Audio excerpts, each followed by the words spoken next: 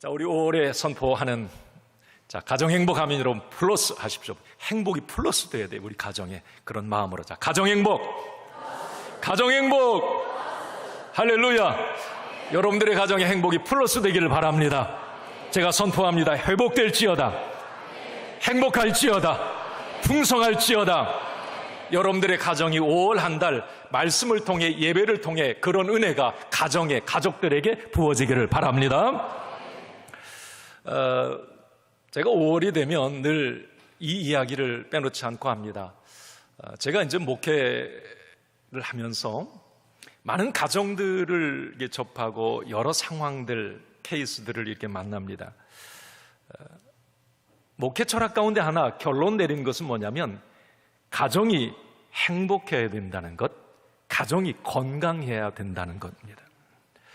자, 가정이 불행해지고 힘들어지고 가정이 무너지면 반드시 그 사람의 삶에, 그리고 신앙에 영향이 끼쳐집니다. 악영향을 끼치더라고요. 그래서 저는 이 가정은 그래서 어떤 인생의 베이스 캠프다? 그런 말을 자주 하는 거예요. 가정은 기초예요. 가정이 무너지면 어쨌든 만사가 다 무너지는 거예요. 가정이 불행하면 아무리 밖에 나가서 불행한 거예요. 가정은 참 이 베이스 캠프구나.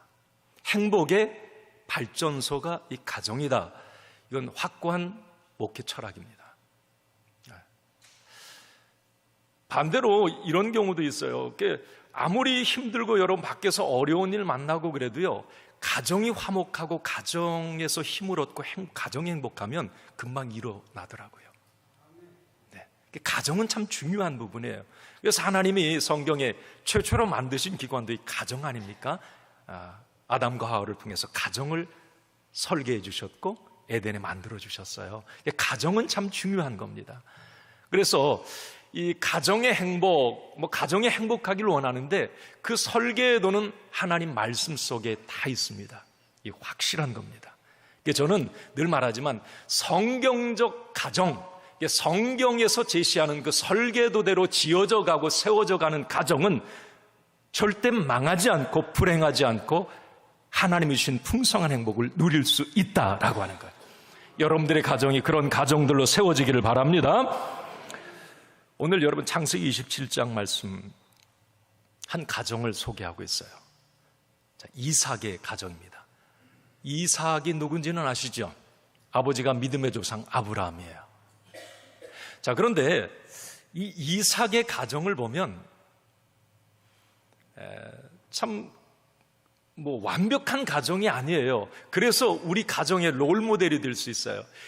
이삭의 가정에는 우리 가정들이 고민하는 문제들이 거기 다 있고, 또 그 이삭의 가정이 그 문제를 해결해 나가는 이 부분을 보면 거기에서 또 우리는 하나님이 가정을 통해서 이루시고자 하는 그 뜻이 뭐고 하나님이 가진 가정 설계도가 뭔지를 우리가 깨닫게 됩니다. 어쨌든 오늘 이삭의 가정 한번 조금 더 깊이 한번 들여다 봅시다. 자, 이삭은 몇 명의 가족들이 있죠? 쉬운 찬양인데 이삭의 가족은 몇 명? 엄마? 자, 이삭의 가족은, 자, 아버지 이삭, 엄마 누구? 저만 쳐다보고 있어요. 왜? 리브가, 그죠? 리브가. 그 다음에 자식 누구? 쌍둥이죠. 에서와 야곱. 그럼 몇 명이에요, 전부? 4명이에요, 4명. 왜 그래? 우리 초등학생도 다, 교회학교도 다 아는데. 자, 어쨌든 이 이삭의 가족들이 4명인데 참 이 4명의 캐릭터가 다 독특해요. 네. 그래서 한번 저는 이제 그 이삭의 가족들을 한번 보면서 우리 가정에 주는 교훈, 하나님의 설계도를 찾아봅니다. 자, 첫 번째 여러분, 그러면 이삭은 누구인가? 자, 이삭은 어떤 사람인가? 이삭이 주는 교훈이 있거든요. 이삭의 아버지는 아까 말씀드렸듯이 믿음의 조상 아브라함, 대단한 사람의 아들이에요. 그런데 이삭은 아버지가 아브라함이 몇 세에 이삭을 낳았어요? 100세, 90세에 낳았구나. 100세에 낳았어요? 자, 100세, 그러면 한번 생각해 보세요. 아들 주시겠다고 한 지 25년 만에 아들 얻었어요, 이삭. 이삭은 금지옥엽 아주 정말 귀하게 이렇게 아브라함 가정에서 자랐을 거예요. 사랑을 흠뻑 받고 얼마나 귀했겠어요. 학수고대 25년 만에 아들 얻은 건데. 자, 그런데 이 이삭 아들의 입장에서 보면 많은 상처가 있었다고 하는 걸 성경을 보면 압니다. 아브라함은 참 대단한데, 믿음의 조상이고 대단한 믿음의 출발인데, 그 아들 이삭은 그에 반해서 많은 아픔과 상처를 가진 사람이었구나라고 하는 걸 성경에 보면 알 수 있어요. 첫 번째 이겁니다.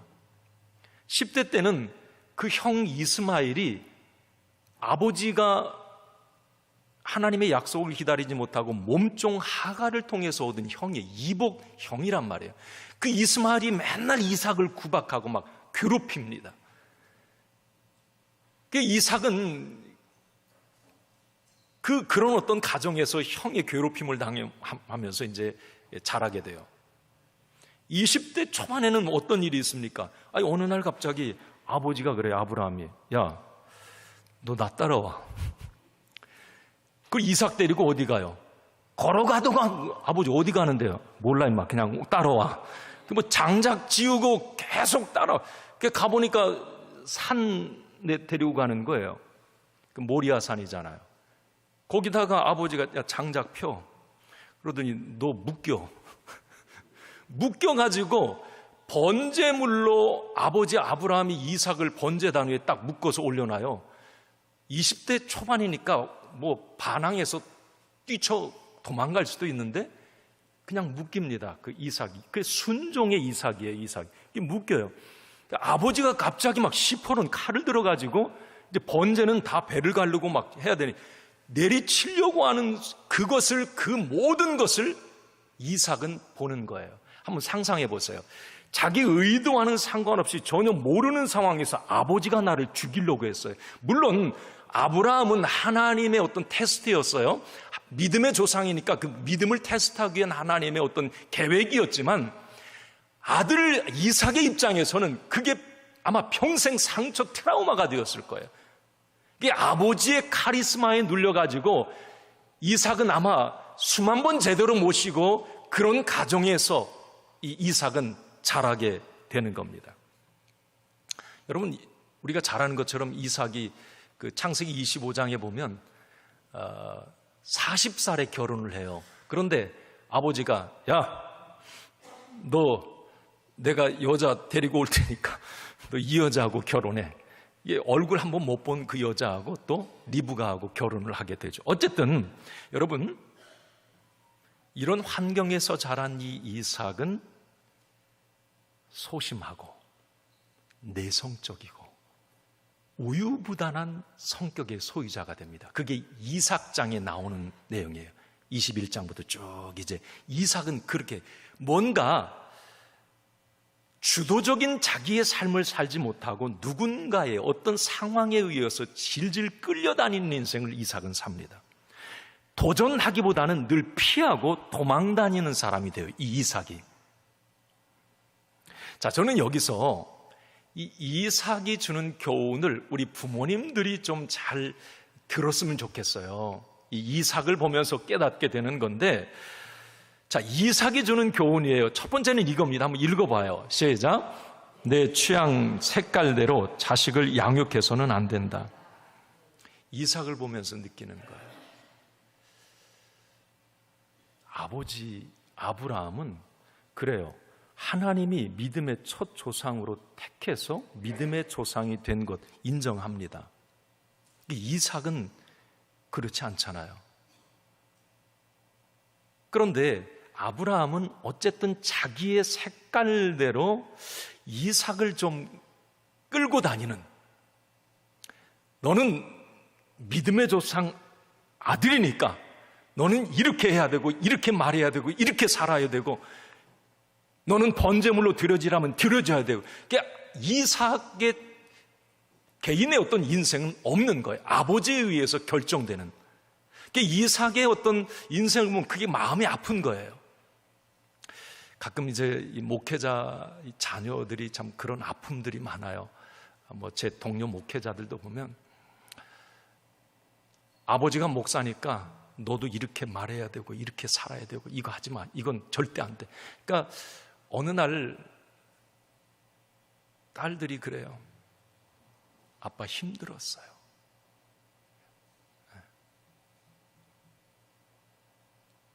아빠 딸로 산다는 게 너무 힘들고 부담스러웠다고. 그런 부분이 좀 마음이 아파요. 이 이삭도 아브라함이 대단한 믿음의 조상이니까 뭔가 그렇게 자기 어떤 생각도 포기하고 그렇게 살았어요. 자, 이런 부분을 보면서 저는, 그리고 이삭은 이제 우유부단하고 소심하고 믿음도 없어요. 나중에 이삭 한번 보세요. 믿음 많은 것 같지요? 좀 이따 제가 말씀드리고 어떤 부분에 그게 믿음이 없는지. 아버지에 눌려 살다 보니까. 자, 여러분, 여기서 우리가 깨닫게 되는 것은, 자녀를 우리가 양육할 때, 여러분 여기 뭐 자녀 다 키우셨으면 뭐 모르겠어요. 손주들이라도 한번 생각을 해보세요. 내가 원하는 자녀, 나의 복제품을 만들어서는 안 된다고 하는 것, 이걸 우리는 좀 알아야 됩니다.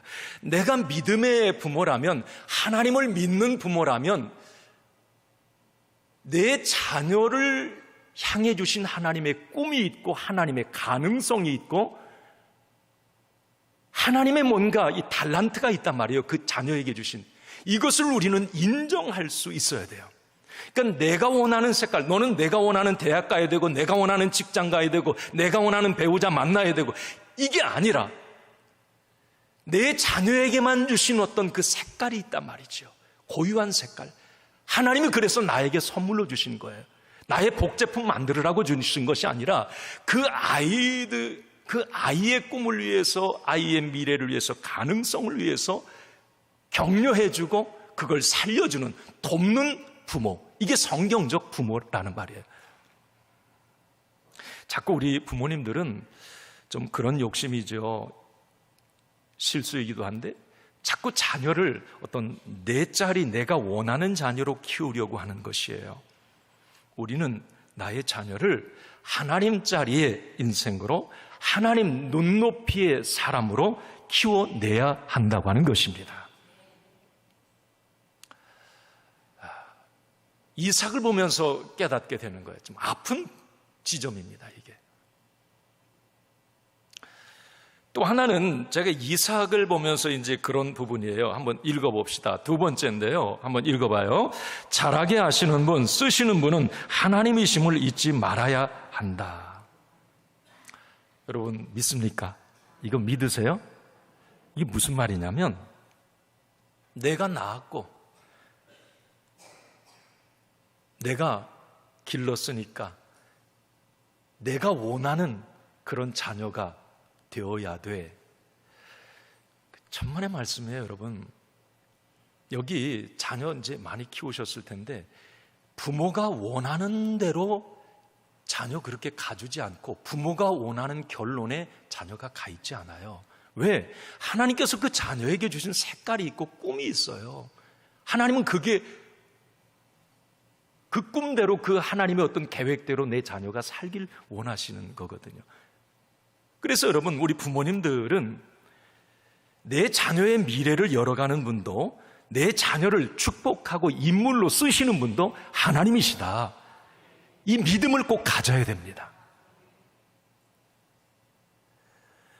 너무 참 요즘 이 젊은 세대 2부 예배 때는 이제 그런 얘기를 했습니다만, 뭐 이 몬스터맘, 타이거맘, 뭐 헬리콥터맘, 그냥 자녀를 뭐 자기가 다 조종하는 거예요. 하나님이 끼어들 자리가 없는 거예요. 사실 하나님이 나중에 만남의 복도 주시고 하나님이 뭔가 축복하셔서 인물되게 하시는 것도 그 변수는 다 하나님이 가지고 계신데 너는 내가 원하는 만큼만 가야 되고 내가 원하는 것을 해야 되고, 그러니까 하나님이 개입할 여지가 없는 거예요. 이게 우리 부모님들의 어떤, 물론 자녀를 사랑해서 하는 그런 어떤 모습이지만 이게 하나의 어떤 실수일 수도 있다고 하는 거예요. 그러니까 이삭을 보면서 그런 부분을 보게 됩니다. 그러니까 이삭이 조금 믿음에서 탈선한 것도 그런 이유가 아닐까. 믿음의 조상, 너는 믿음대로만 막 이렇게만 해야 돼. 그러니까 아브라함이 원하는 대로만 이삭을 키우려고 하지 않았나, 이런 부분을 보게 됩니다. 그래서 제가 늘 이 자녀 교육에 관해 이야기할 때 제가 아까 공동기도에도 그런 기도했어요. 사육하지 말자. 내 뜻대로 내 틀 안에서 키우는 건 사육이에요. 성경은 우리에게 그렇게 말합니다. 내 자녀는 양육해라. 주의 교양과 훈계로 양육하라고 합니다. 잠언 22장 6절이에요. 마땅히 아이에게 행할 길을 가르치라. 그래야만 늙어서도 하나님을 떠나지 않는다. 그러니까 뭔가 우리가 하나님 자리의 인생으로 내 자녀를 하나님의 어떤 가능성을 가진 그런 인물로 자꾸 우리가 주의 교양과 훈계로 양육해 가야 된다고 하는 것, 이게 참 중요한 부분입니다. 그래서 믿음의 부모라면 하나님이 그들의 인생에 개입하실 수 있도록 기다려주고 기도해주고 믿음의 울타리 역할을 해주는 것, 참 이거 중요한 부분입니다. 여러분 이거 아시죠? 사무엘상 2장 7절 말씀에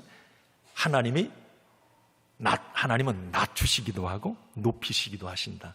이게 무슨 말이냐면 그 뒤에 나오잖아요. 하나님이 낮추시기로 작정하면 니들 아무리 자녀 높이려고 해봐라, 안 된다는 거예요. 하나님이 높이시겠다고 하면 내 가정이 어렵고 내가 뒷바라지를 못해서 하나님이 높이시기로 작정하셨다면 하나님 그 사람을 높이 들어 쓰신다는 겁니다. 여러분, 내 자녀를 높이시고 내 자녀를 복 주시는 분은 하나님이시다라고 하는 걸 여러분 기억하시기 바랍니다. 그래서 하나님의 가능성을 축복하고 격려하고 믿음으로 울타리가 되어주고 주의 교양과 훈계로 양육하는 것, 이게 우리 부모님들의 역할인 거예요. 또 하나는 여러분 이삭을 통해서 깨닫게 되는 것은 이거예요. 한번 읽어봅시다. 자신의 불신앙을 절대 용납하지 않아야 한다. 여러분 진짜 내 자녀를 사랑한다면 이 신앙의 문제에 있어서, 이 부분에 있어서는 제가 늘 말씀드리지만 여러분들이 믿음의 사람이라면 하나님의 어떤 능력과 쓰시는 분도 하나님이시고 내 자녀의 미래를 열어가시는 분도 하나님이시라면, 그걸 믿는다면 내 자녀가 이 신앙의 문제에 있어서는 절대 부모가 타협하지 않아야 된다고 하는 거예요. 이삭의 자녀 교육에 있어 큰 실수가 바로 여기에 있습니다. 성경에 보면 이삭은 분명한 거예요. 자녀 신앙교육에 그렇게 관심 갖지 않았어요. 아버지가 믿음의 조상이고 나는 믿음의 가문에 있는 거고 아버지가 기도해서 난 나왔고 이런 생각을 했는지 자기에게 주신 에서와 그 야곱에 관한 이 신앙교육에 있어서는 이삭이 별로 신경을 쓰지 않아요. 예를 들어 봅시다.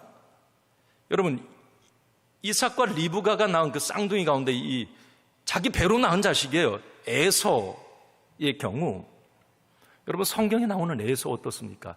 이거 참 불량해요. 예. 완전 불신앙이에요. 하나님의 어떤 축복권, 이 장자권도 팥죽 한 그릇에 팔아버. 그 인생에, 에서의 인생에는 하나님이 없었다는 거예요. 아니 이삭이 아버지가 순종의 아버지고 믿음의 할아버지 조상을 둔 그 에서가 또 여러분 나중에 그 동생 야곱을 죽이려고 하는 이 모습을 보면 교만하고 불신앙적인 부분을 우리는 보게 됩니다. 이삭은 믿음의 조상 아브라함의 아들이었음에도 불구하고 큰아들 에서의 불신앙을 보고도 못 본 척했고 묵인하고 방조했던 것을 우리는 알게 됩니다. 왜 그랬을까요? 이삭 아버지의 경우 에서를 보면 성경에 나오잖아요. 싸움도 잘하고 호전적인 기질에다가 사냥도 기가 막히게 잘하고 성격도 좋고, 그러니까 이삭은 늘 그 우유부단한 성격, 소심한 성격의 그 대범한 에서를 이삭은 너무 좋아했어요. 그 리브가는 이제 물론 이삭을 좀 더 그러니까 챙기고 막 그랬고요. 이삭 입장에서는 에서를 보면 늘 대견하고 자기 혼자 스스로 잘 알아서 살아가는 신앙적 권면을 게을리 했던 것 같습니다. 지가 알아서 잘하겠지. 요즘 말로 하면 이거예요.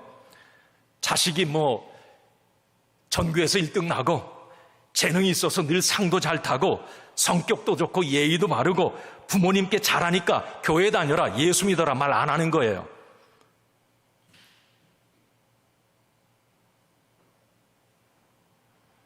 에서의 입장에서 보면 아마 그러잖아요. 자기 할아버지가 믿음의 조상이고 아버지가 순종의 이삭이면 자기도 믿음 생활 잘해야 된다는 걸 알았을 거예요.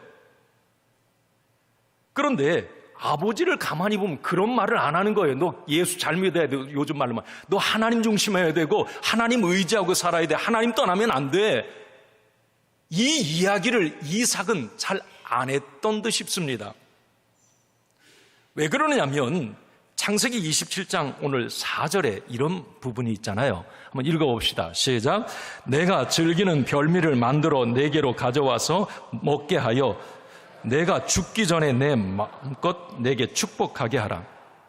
사실 하나님께서는 이 태중에 이제 에서 야곱이 있을 때 하나님이 미리 말씀하셨어요. 에서가 아니고 야곱이 내 어떤 믿음의 계보를 이어갈 거다. 그런데 그런 하나님의 권면조차도 이삭은 머리에 담아두지 않아요.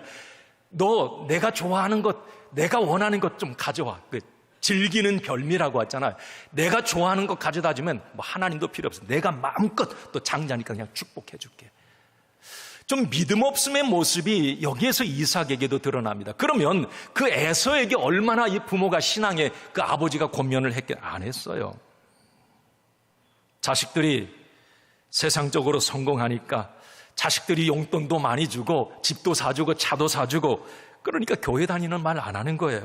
네가 알아서 해라 하는 식이에요. 자, 여러분, 점점 에서는 빗나갑니다. 결국은 자신의 인생에서 하나님을 삭제해버려요. 결국 하나님도 에서를 버리시잖아요.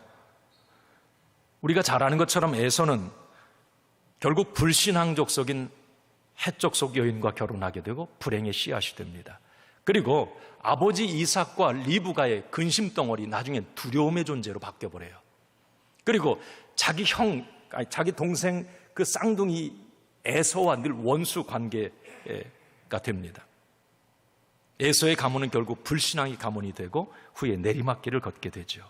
저는 오늘 어린이 주일에 이 가정의 날에 자, 우리가 부모로서 아니면 뭐 조부모로서 자, 이 부분 하나를 기억합시다. 이삭의 이 가정을 보면서 자녀의 불신앙의 문제, 이 부분은 내가 심각하게 신앙의 문제 고민해야 된다고 하는 거예요. 부모, 우리 조부모 입장에서. 그리고 신앙의 문제에 있어서는 내 자녀가 뭘 나한테 아무리 잘해주고 용돈도 많이 주고 뭘 이게 효도를 해도 그 자녀의 신앙의 문제에 있어서 우리 부모 입장에서는 많이 기도해야 되고 아직도 교회에 예수 믿지 않는다면 그 문제에 권면이 필요하고 그 자식이 듣든지 아니 듣든지 계속 어떤 신앙적 권면, 이 부분이 필요하다고 하는 거예요. 믿음 없는 것 대수롭게 여기지 않아야 된다고 하는 겁니다. 여기 모인 우리 부모님들, 내 자녀들을 진심으로 사랑한다면 믿음의 유산을 물려줄 수 있기를 바랍니다. 내 자녀들이 그럴 때에 쓰시는 분도 그를 들어 올리시는 분도 하나님이시다라고 우리가 아까 말씀드렸잖아요. 그럴 때 믿음의 유산이 물려질 때에 내 자녀들은 샘 곁에 가지가 되고 시냇가에 심은 나무처럼 열매를 맺고 풍성한 삶을 살게 되는 것이에요. 여러분, 자녀를 향한 어떤 신앙적 권면, 가르침을 게을리 하지 않기를 바랍니다.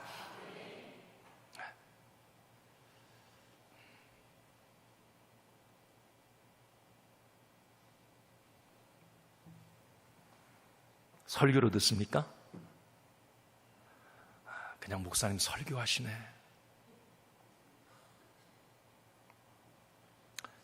심각한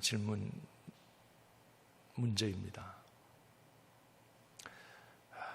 그렇게 내 자녀가 지금 예수 안 믿는데도 아무렇지도 않는 것은 이상한 거예요, 여러분. 이거 그분 하나님 믿습니까? 내가 살아계신 하나님 믿습니까? 내가 지금 죽어도 천국 감을 믿습니까? 내가 구원의 확신이 있습니까? 내 자녀가 그게 없습니까? 이건 미칠 일이에요, 부모 입장에서.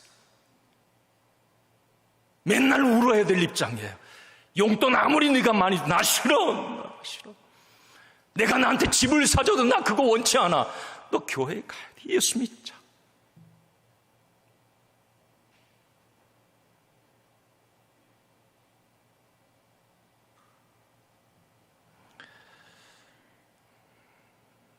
에서는 골칫덩어리가 되고 말아요. 계속 이스라엘 역사의 가시의 조상이 되고 맙니다. 아버지 이삭 조금 더 권면하고 그냥 그가 주는 것 즐거워서 야 좋다 좋아 그래 너 잘해 좋아 아버지 교회 안 가도 돼 괜찮아 너 좋아 너 그 지금 성공하고 잘 나가고 있잖아.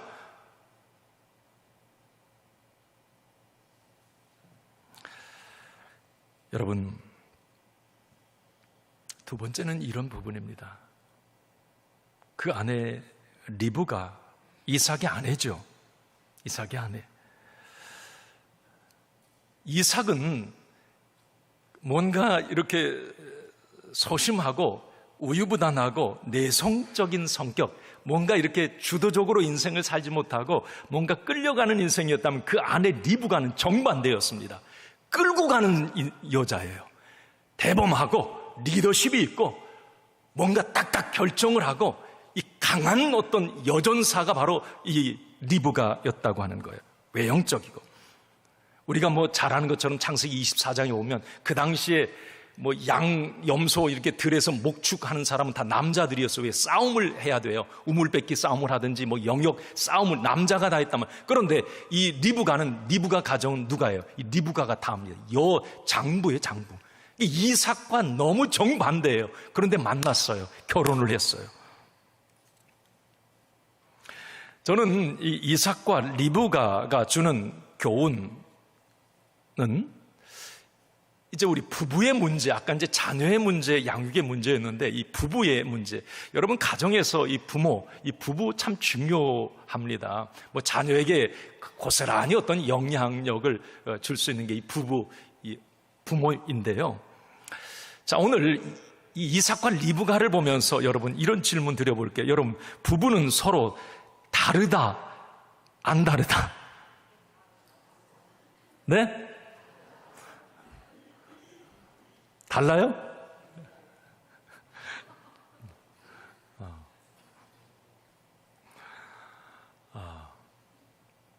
그러면 부부는 정반대로 만난다, 똑같은 사람이 만난다, 반대로 만난다. 아는군요. 여러분, 같은 성격을 만나도 반대가 돼요. 나중에 살다 보면. 안 맞아.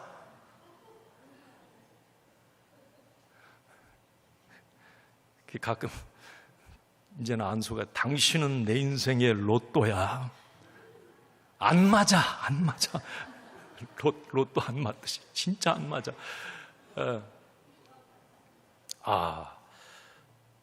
여러분, 요즘에 이혼 사유 1위가 뭐예요? 성격 차이죠. 성격 차이가 이혼 사유 1위. 요즘 젊은 사람들이 이혼 성격 차이. 그런데 여러분, 성격 맞는 부부가 없어요. 그럼 이 땅의 모든 사람 다 그런 갈등 겪어야 돼요. 여러분, 사람이 이렇잖아요. 내가 누군가 이성에게 매력을 느끼는 이유는 뭐냐면 나하고 다른 게 있어서 매력을 느끼는 거예요. 나하고 똑같으면 절대 안 끌려요, 그 사람. 그래서 여러분 만난 거예요. 여러분 다 지금 만난 게 나하고 다른 사람이었고, 저 사람은 나하고 성격도 다르고 내가 없는 게 있고, 그래서 매력을 느껴서 결혼한 거예요. 그런데 나중에 조금 살다가 성격 차이 난다. 당연하죠. 차이가 나죠. 여러분, 이삭과 리브가 벌써 이혼했어야 돼요. 너무 안 맞는 사람이에요.